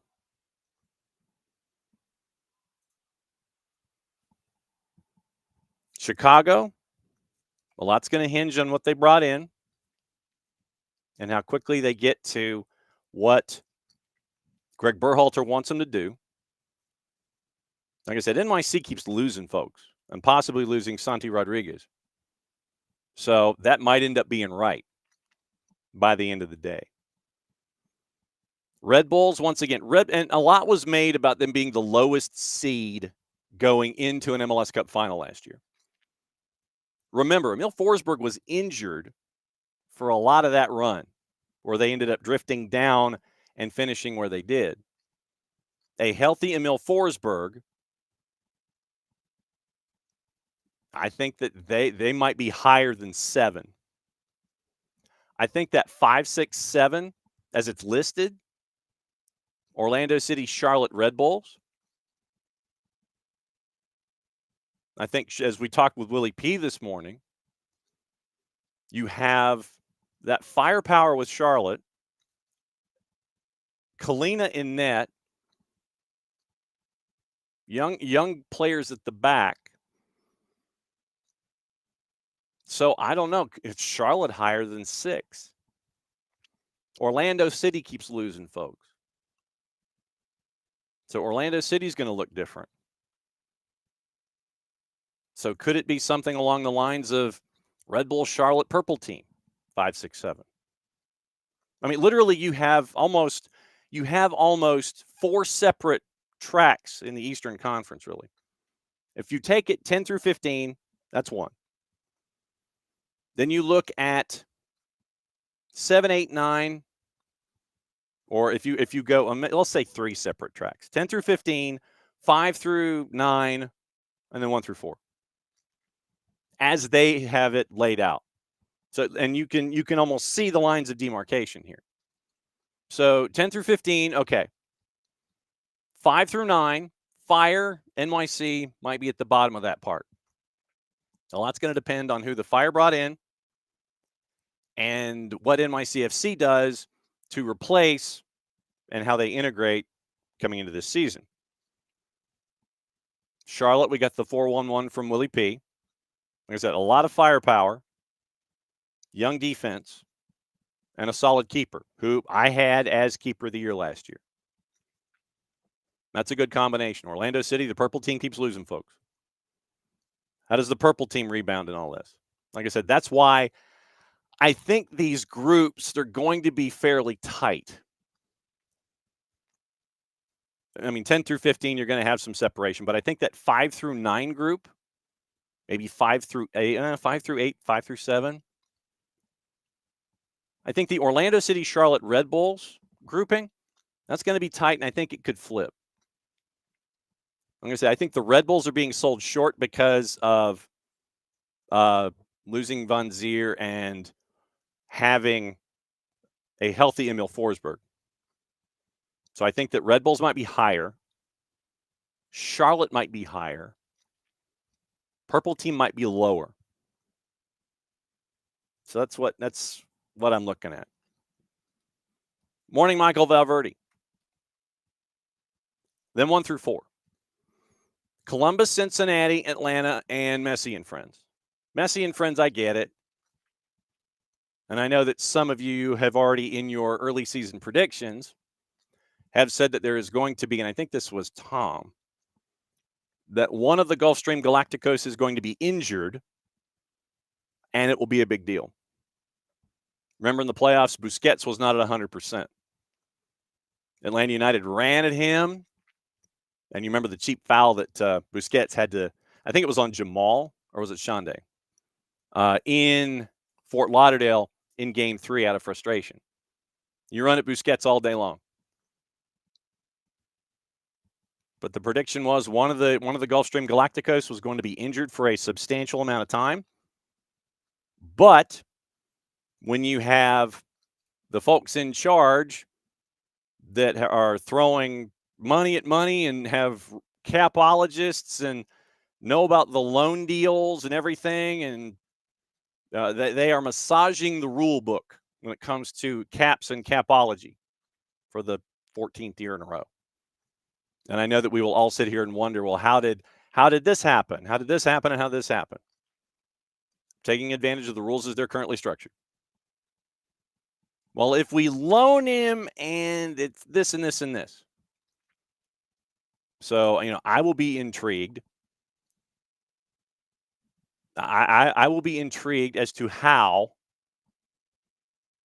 all the pieces fit together for Messi and Friends when it comes to their roster fit and how everybody fits under the umbrella, as they always do. And then some of you, and there'll be a lot of us that will collectively roll our eyes and sit there and go, oh, so that's how they did it. Okay. So right now they have 12 international spots. They have some room for Baltazar Rodriguez. They have 3 U22s, but they have only 2 U22 spots, so they might have to make a decision. And designated spots, they have 2 or 3. So here's how it looks for Messi and Friends this year. Senior roster: Alba, Aviles, Busquets, Gressel, Messi, Redondo. Emerson Rodriguez is on loan till June. Saylor, Suarez, Robert Taylor, Oscar Ustari, and Chelo Wegant. Supplementals: Alfonso, Noah Allen, Yannick Bright, Callender, Kromoski, Ian Frey, and David Ruiz. Non-active and incoming Tadeo Allende on a loan.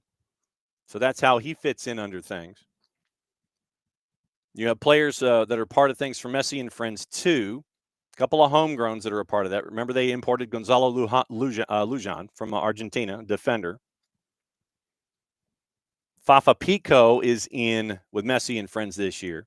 Talasco Segovia is in this year on a long-term guaranteed deal, as is Rocco Rios Novo to challenge Drake Callender. International spots, 8 right now, and they got 12. So that, once again, they can fit Baltazar Rodriguez in an international slot, but I think they're going to have to probably put him in as a supplemental.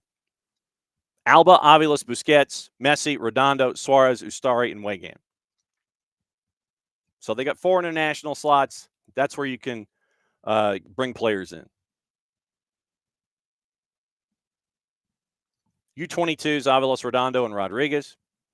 Busquets and Messi are your DPs. So that's where Messi and Friends are right now. Cincinnati, with the transaction that they had, bringing in the folks that they needed to bring in, that we thought that would happen. Lucho Acosta out. And remember, we talked to Laurel Failer last week, I want to say, about where things are with Cincinnati. And so you bring in a player like a Lucho Acosta. You send a player out like Lucho Acosta, then you bring in other players to help with your firepower. Evander is one of your international roster spots. One of your DPs. So Celentano in net, Kubo, Evander.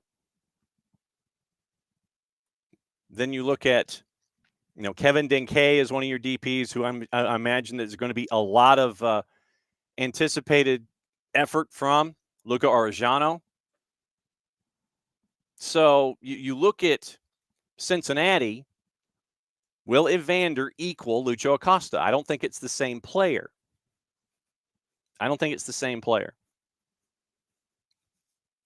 We've had this brought up before.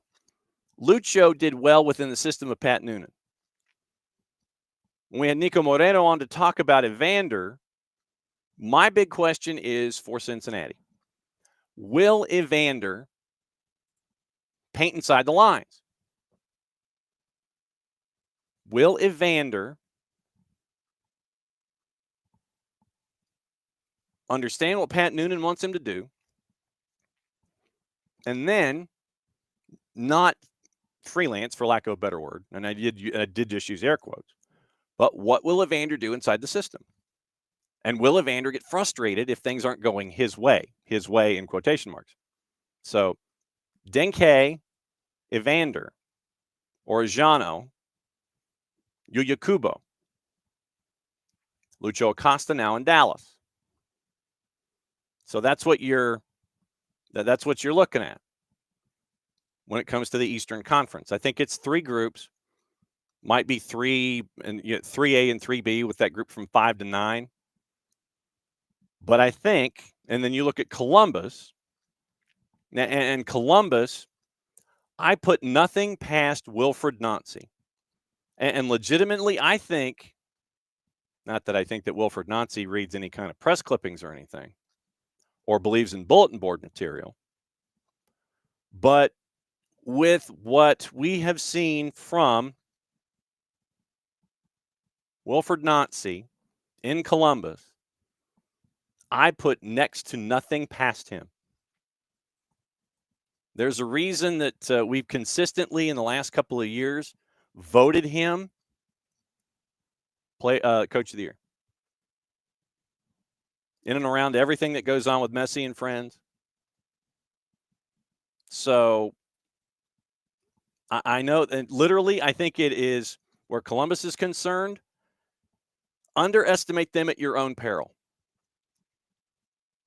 Legitimately, I think it is underestimate Columbus at your own peril. And Columbus will be in a situation of, oh, yeah? Well, watch me. I think that that's what you'll see from Columbus this year. I really do. The fact that if anybody reads press clippings or anything like that, they'll see that they are at the bottom of the A group, that first tier. And they'll be like, oh, yeah? Okay. You lose Christian Ramirez. You lose a lot of your firepower. Now what are you going to do about it? I think Wilfred Nancy will find ways to win. It will be different. It will be a different Columbus than what we're used to seeing. And I mean, just in the attacking sense of, since names are in and out. So I think it will be a different approach by Cincinnati. I mean, by Columbus. But I think that they will find a way. They will find a way to get things done. They really will. I firmly believe. I believe in Wilfred Nancy.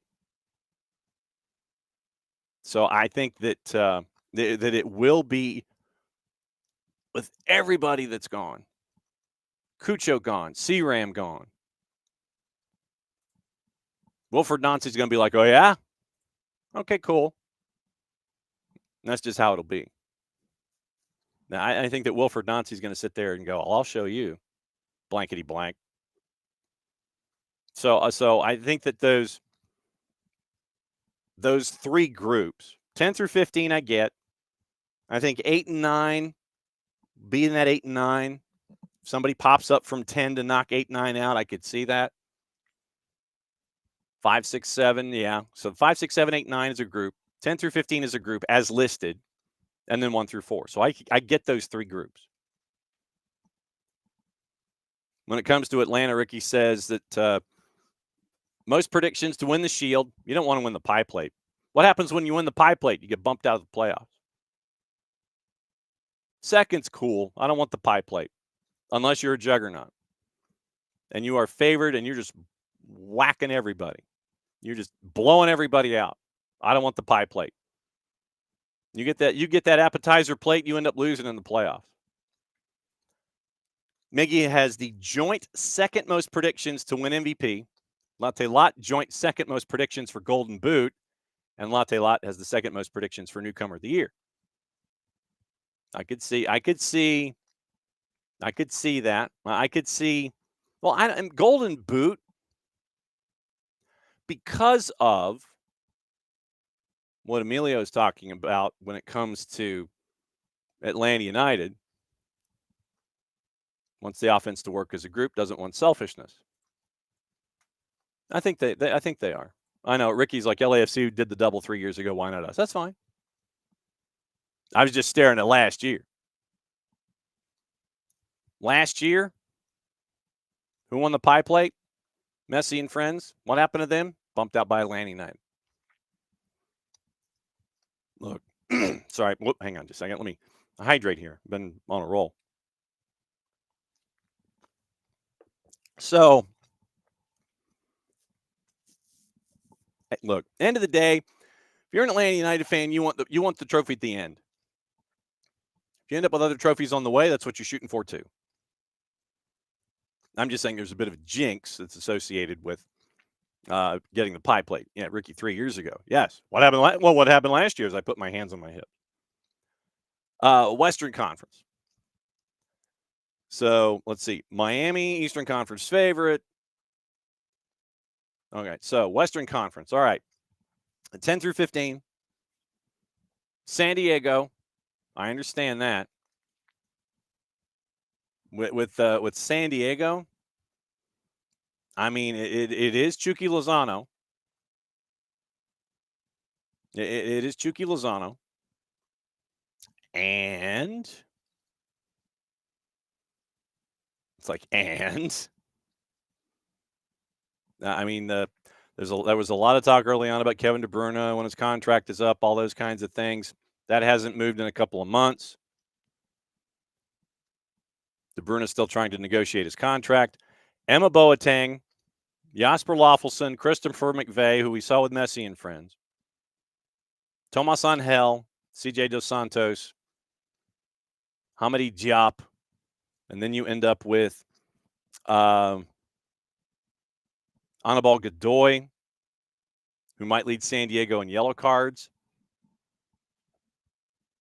Chucky Lozano, Franco Negri, Cisniega in net, Luca de la Torre, and I think that that's where a lot of folks are hoping that some of the magic will come from as Luca de la Torre grows into things with Major League Soccer.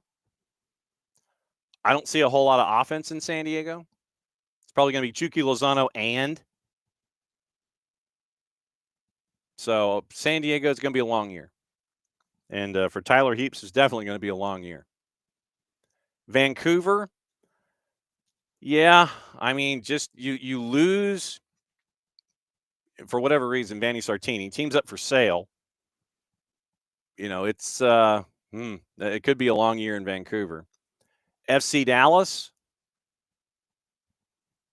that might be a little low, considering that you'll have Lucho and Peter Musa. I think you'll score some. That might be low for FC Dallas, but obviously, if we're going to go low, then we got to sit there and pull folks down. Sporting, I think, is going to be another long year. City, I think it's going to be another. City, I think it's going to be another long year. Portland, I think it's going to be a long year because of what are you going to try and do to replace Evander? Yes, we mentioned your replacements, but is it going to be to the level of offense that you had when you had Evander? As much as he may have driven you crazy, will you get the same amount of offensive production from whom you brought in and who is still there? So I think it might be a long year in Portland. Colorado at 9. I think because of so 10 through 15, got it. That's a group. Colorado, I mean, we saw that, I don't think you can sneak up on anybody anymore. Houston at 8 with who they've added. San Jose with what they've turned over, Bruce Arena. This with San Jose, this could go pretty well, or this could be an absolute flameout.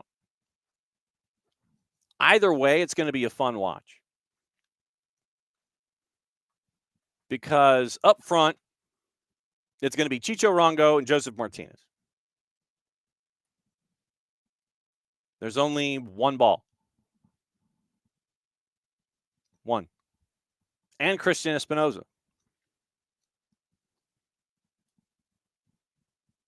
Christian Espinoza, Chicho Rongo, Joseph Martinez. Hernan Lopez.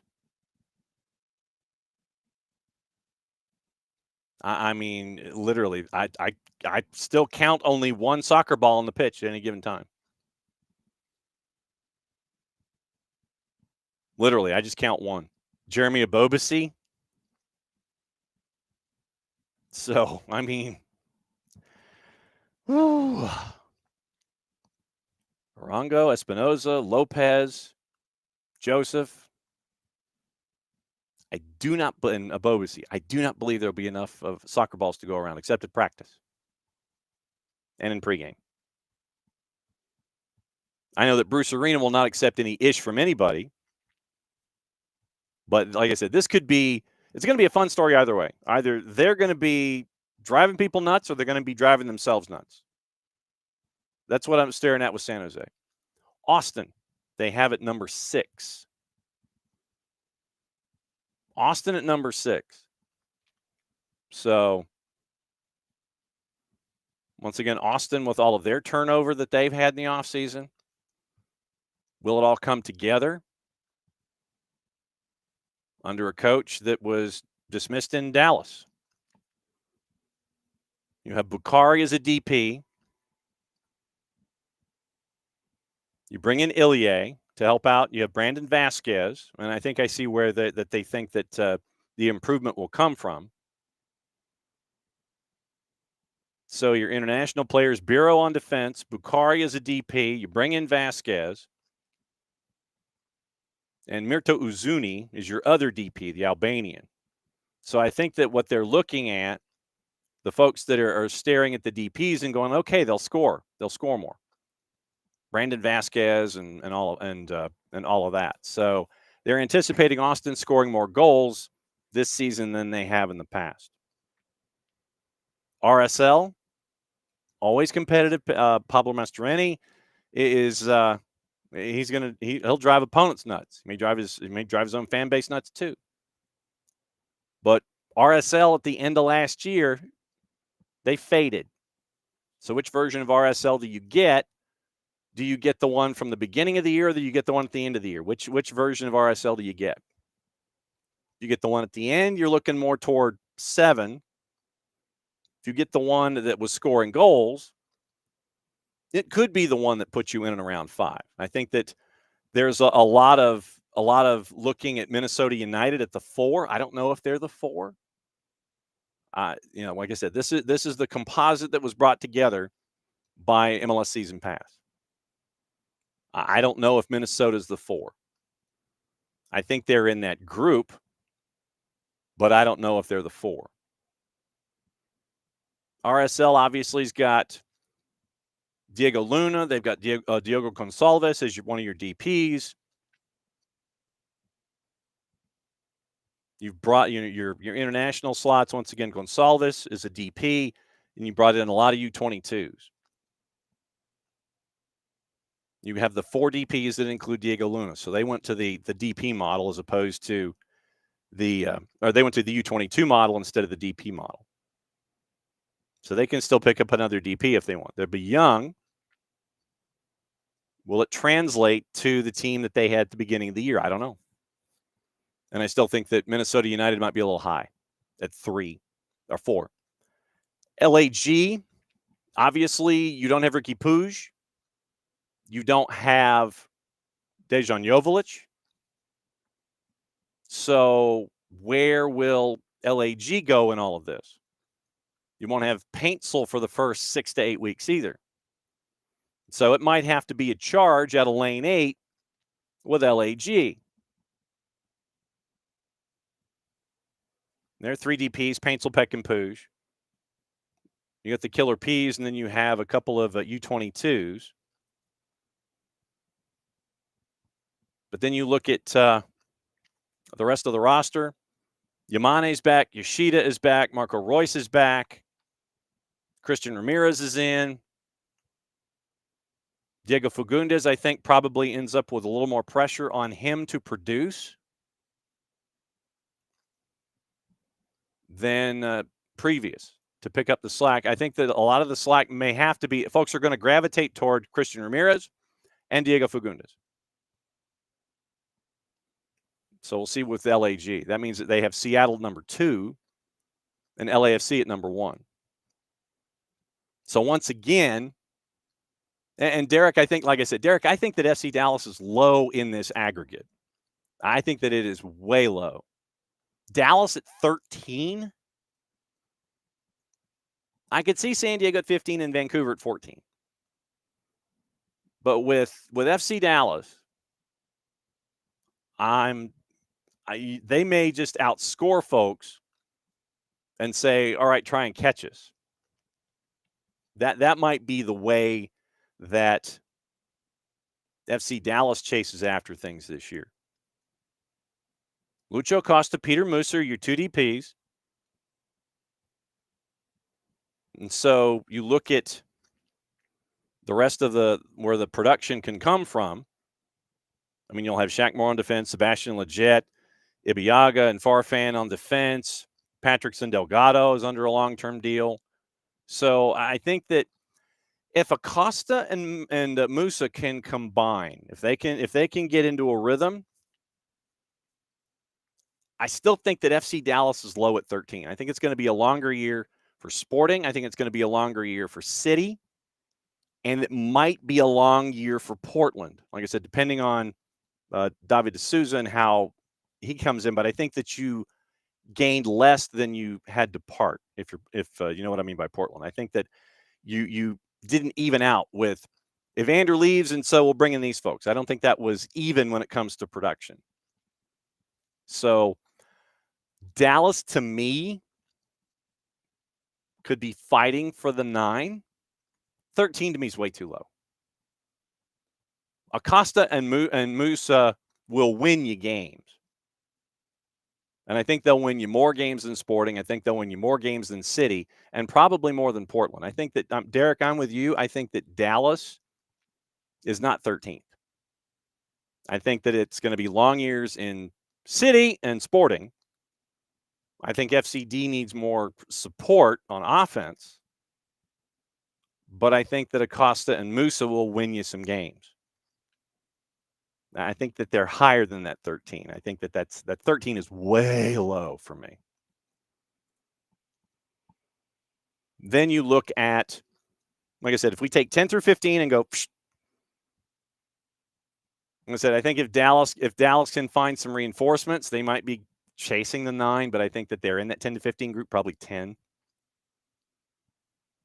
Colorado, Houston, San Jose. I don't know if Minnesota's the 4. RSL might be a little lower. Austin, once again, we're getting into those groups. It's those 3 groups again in the West. 10 through 15, one group. 4 through 9, probably another group. And then 1, 2, and 3. LAG, LAFC, Seattle. That I see far and away. I've got those 3 taken away, 10 through 15 taken away, 4 through 9 for me in the West is going to be the issue.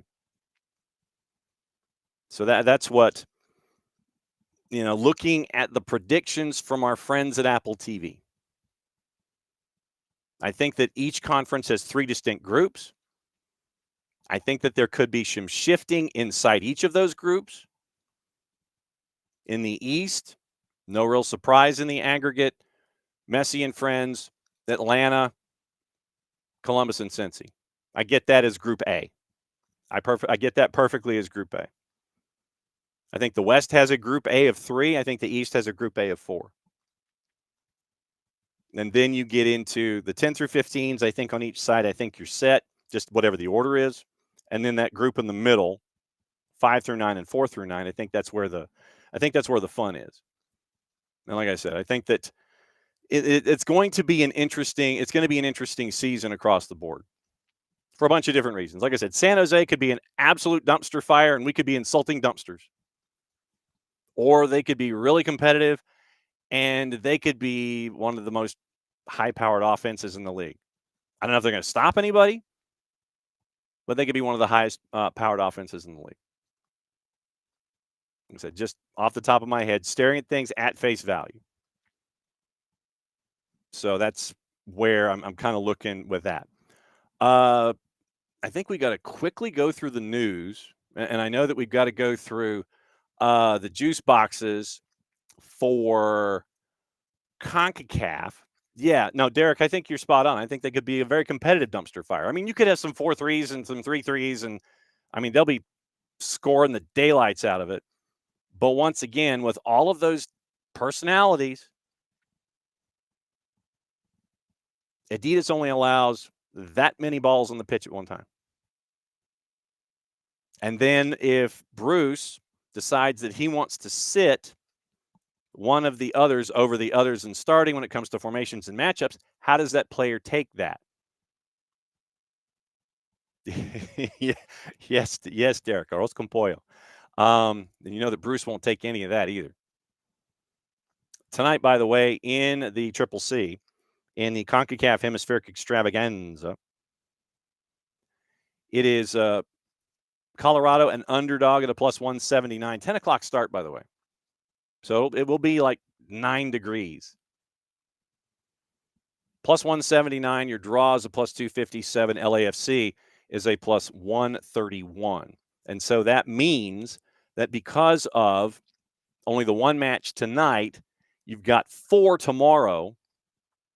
And by the way, it is Arellano and RSL in Costa Rica to start things off. And I wonder if it's at that same stadium, I wonder if they have replaced the very, very old artificial surface at Arellano, or if it's going to be like playing on cement in a welcome mat. So that's going to be the that's what I'm looking forward to. Because like I said, yeah, that's going to be interesting to see RSL down there, then having to turn around and come back and play in Major League Soccer this weekend. Seattle is at Antigua, as we talked about with Willie P. Sporting and Messi and friends, and then Motagua hosting FC Cincinnati, 10 o'clock. So FC Cincinnati is the late game Wednesday. Then they have to turn around and come back and play on the weekend. So keep an eye on the CONCACAF Hemispheric Extravaganza, and we'll discuss that in depth tomorrow. Now, news, and there is news to get into here this morning, and we'll take the tour and let you know what's going on. I think actually it did come about to be official. Hang on. Okay, so Houston has acquired Michael Halliday. That is official from Houston, their own selves. So Houston, no, and Emilio, I don't think that, and we've seen it in the preseason. I don't think Atlanta's going to have a lot of players and there's only one ball. I don't think you're going to have that problem. I don't think you're going to have that problem here at all. But I think that you're going to have. I think that it will be interesting if it will be interesting when it comes to the elements in a place like San Jose. You won't have that here in Atlanta. It will be interesting in San Jose. So, also, okay. So the Houston Michael Halliday is official. All right, let's take the tour real quick and check in on all the news and just kind of the headlines before we get into what to watch, where to watch it, how to watch it. Reminder: 3 o'clock on our Mixler channel. It is Dalton at McIntosh. 7:30. It is the end of the day night doubleheader with Seconder and Appalachia, both on Mixler. Jason will have the call from McIntosh. Maddie and I will be up at Appalachia at 7:30. Then, weather permitting, I'm going to go ahead and say it now because of what we're seeing on the Big 55. Doubleheader tomorrow, 5:30, 7:30 North Gwinnett at Gainesville. And we'll keep you posted there. Okay, so taking the tour with the news. And let's see what the headlines are. Everybody's talking about the new stadium with Everton, as they darn well should. Hansi Flick has defended the use of VAR after Rayo Vallecano were mad over a couple of controversial decisions in the match on Monday. Lewandowski scored from the spot following a long VAR review over a foul that the referee did not catch on first sight. Rayo also complained after they were denied a penalty, further angered when they were denied an equalizer, as they thought the Jorge de Frutos strike was ruled out in the 42nd minute. Rayo still looked the more dangerous of the two. Hansi Flick after the match said, "We have the VAR, and I believe in the VAR." That's all I can say about it. So Hansi Flick is a fan of VAR. And this was an interesting story, once again, from our friends at The Guardian. Ed Aarons and Romain Molina. An Afghan club is disbanded after alleging match fixing in a Champions 8-0 win. Club that missed out on winning Afghanistan's top division on goal difference has disbanded in protest, as what it says, the National Federation's failure to properly investigate allegations of match fixing. Attack Energy were dissolved after Abu Muslim Farah were crowned champs for the first time in a competition set up in 21 when the Taliban regained power. Attack Energy led the Afghanistan Champions League for most of the way and have raised questions about Abu Muslim's 8-0 win against ATLUTD Farah in their 6th game of the 10th matchday season. Abu Muslim then drew Attack Energy and won the remaining fixtures to take the title in January with a goal difference of +3. It is understood that Abu Muslim and ATLUTD are owned by the same person, a businessman based in the western part of the country. 8 teams have lodged complaints with the Afghan Football Federation that the result had been fixed and demanded an investigation. So that is your required reading of the day is over at The Guardian. And The Guardian also has stuff on sacking at Swansea City. And let's see, I think that's going to be it from that particular newspaper. So RSL has waived now Andrew Brody. So we'll keep an eye on that as we go. Also, update, and we were talking about Moxie Midtown. That has been now officially pushed back to Thursday, March the 20th. Once again, weather, I think we would have been outside with the weather being what it is. We're going to push back the third Thursday to March the 20th at Moxie Midtown. So for those of you that were thinking about coming to Moxie Midtown on Thursday, this Thursday, March 20 is the new date for third Thursday. So keep an eye out for all of those particular notifications when it comes to that. Now, like I said, I am touring the papers, and we'll see if there's a gossip, rumor, and innuendo here. Tom Carey at the Telegraph. Surgeon Ratcliffe and fresh sponsorship backlash after Ineos's Mercedes-Benz sponsorship threat. And so Mercedes, F1, and Ratcliffe almost came close to splitting last year amid tense negotiations over the terms of Ineos's sponsorship deal with the team. And so Mercedes and Ineos seem to be going at each other about sponsorships. Man United has been accused of fleecing fans over the FA Cup ticket prices. And Liverpool is freezing their ticket prices after fans started to complain there as well. So if you were trying to get FA Cup tickets, you can go to Liverpool and the prices would not be through the roof like they might have been in other places. So also now looking at, and this was another thing. From the Times, an investigation involving Premier League clubs. George Greenwood at the Times across the pond. Premier League football teams have claimed millions in public money using a tax scheme. And remember, the word scheme over in England and Europe is different than here. Think of scheme as program. When it's written the word scheme, think program here in the States. So designed to support innovations for the public good in science and technology. Chelsea paid more than £2 million in research and development tax relief payments by Her Majesty's Royalties and Customs between 2020 and 2023, according to disclosures in the accounts. Under the rules, a company can only apply if it has made a genuine advance in science or technology to benefit the overall field, not just their own business. When Chelsea were asked to explain what they'd done to qualify, the club declined comment.